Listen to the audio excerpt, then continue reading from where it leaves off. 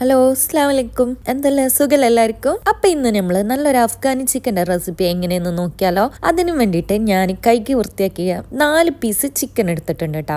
ഞാൻ ഈ പീസാണ് എടുത്തിട്ടുള്ളത്, കാലിൻ്റെ ആ സൈഡ് ഭാഗമാണ് എടുത്തിട്ടുള്ളത്. എന്നിട്ട് നന്നായിട്ട് വരഞ്ഞു കൊടുക്കണം കേട്ടോ. മസാലയൊക്കെ നല്ലോണം പിടിക്കാൻ വേണ്ടിയിട്ടാണ് കേട്ടോ. ഇനി ഒരു ചെറുനാരങ്ങ എടുക്കുന്നുണ്ട്, അതും അതുപോലെ തന്നെ ഉപ്പും പെപ്പറും ഇട്ടുകൊണ്ട് നന്നായിട്ട് മാരിനേറ്റ് ചെയ്ത് മാറ്റി വെക്കണം കേട്ടോ. രണ്ടാമത്തെ മാരിനേഷന് വേണ്ടിയിട്ട് ഒരു ചെറിയ ഉള്ളിൻ്റെ പീസും അതുപോലെ തന്നെ 4-5 പച്ചമുളക്, ഒരു പിടി മല്ലിയിലയും ഒരു പിടി പുതിനയിലയും കുറച്ച് ഒരു 10-20 കാഷ്യൂസ് ഞാൻ സോക്ക് ചെയ്ത് വെച്ചതായിരുന്നു. അതും ക്രീമും ഒരു 2 വെളുത്തുള്ളിന്റെ പീസും ഒരു കുഞ്ഞ് ഇഞ്ചിന്റെ പീസും ഇട്ടിട്ട് നന്നായിട്ട് അടിച്ചെടുക്കുന്നുണ്ട് കേട്ടാ. ഇനി ഇതിന്റെ കൂട്ടത്തിൽ തന്നെ തൈര് ആഡ് ആക്കിയാൽ മതിയായിരുന്നു, പക്ഷെ ഞാൻ ആ ഒരു ടൈമിൽ തൈര് ആഡ് ആക്കാൻ മറന്നുപോയി. പിന്നെ ഞാൻ തൈര് ആഡ് ആക്കിയിട്ടുണ്ട് കേട്ടാ. ഇനി ഇതിക്ക് കുറച്ച് കസൂരി മേത്തിയും അതുപോലെ തന്നെ ഗരം മസാല പൗഡറും, പിന്നെ ഞാൻ പറഞ്ഞല്ലോ തൈര് ഞാൻ ആഡാക്കാൻ അപ്പം മറന്നു എന്നുള്ളത്. ഇപ്പം ഞാൻ കുറച്ച് തൈരും കൂടി ആഡാക്കുന്നുണ്ട്. എന്നിട്ട് ഒരു 2-3 മണിക്കൂർ മിനിമം വെക്കണം കേട്ടോ, എന്നാലാണ് ആ ടേസ്റ്റ് ഒക്കെ ഇറങ്ങി നല്ല രസം ഉണ്ടാവുള്ളൂ കേട്ടോ. അപ്പം നമുക്ക് മാരിനേറ്റ് ചെയ്തിട്ട് ഒരു 2 മണിക്കൂർ വെക്കാം. അതിനുശേഷം ഇത് ഗ്രില്ല് ചെയ്തെടുക്കേണ്ടത് ഞാൻ ഇവിടെ കുറഞ്ഞ എണ്ണയിൽ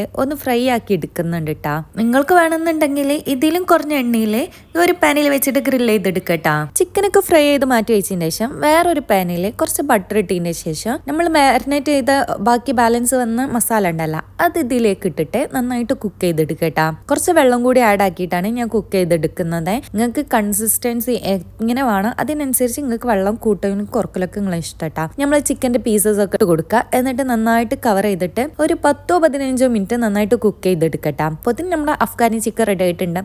പൊറോട്ട, പിന്നെ എന്താ ചപ്പാത്തി, അതേപോലെ ഗീ റൈസിന്റെ കൂട്ടത്തിലൊക്കെ നല്ല ടേസ്റ്റ് ആണ് കേട്ടാ. ഇനി മൊഞ്ച് കൂട്ടാൻ വേണ്ടിയിട്ട് മുകളിൽ കുറച്ച് ചപ്പും പൊതിനി ഒക്കെ ഇട്ട് കൊടുക്കുക. അതിന്റെ മുകളിൽ തന്നെ കുറച്ച് ഫ്രഷ് ക്രീമോ അല്ലെങ്കിൽ കുക്കിംഗ് ക്രീമോ ഇട്ട് കൊടുക്കാം. അപ്പൊ ഇങ്ങനെ സെറ്റ് അല്ലേ. ഇനി അടുത്ത വീഡിയോയിൽ വരട്ടാ. അപ്പൊ ഓക്കെ, ബൈ.